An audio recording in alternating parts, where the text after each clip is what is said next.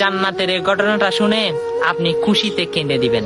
আমার আল্লাহ কঠিন হাসরের দিনে দুইজন বান্দাকে বলে, হে তুমি জাহান্নামে যাও, তুমি জান্নাতে যাও। যে কে জান্নাতি বলেছে সে দূরে দূরে জান্নাতের মধ্যে ঢুকে যাবে, আর যে জাহান্নামে যেতে বলছে সেও দূরে দূরে জাহান্নামের দিকে ধাবিত হতে লাগলো। তখন আমার আল্লাহ খেয়াল করলো, তখন জিব্রাইলকে বলে, জিব্রাইল ও কি জাহান্নাম ছিল না, ও এইরকম দূর দিল যে, তখন ওকে আবার ডাকো। তখন ডেকে আনলো। তখন আল্লাহ জিজ্ঞাসা করে, হে বান্দা, তুমি জাহান্নামে এত ভয় সম্পর্কে তোমার ধারণা নাই, তুমি কি মনে করো?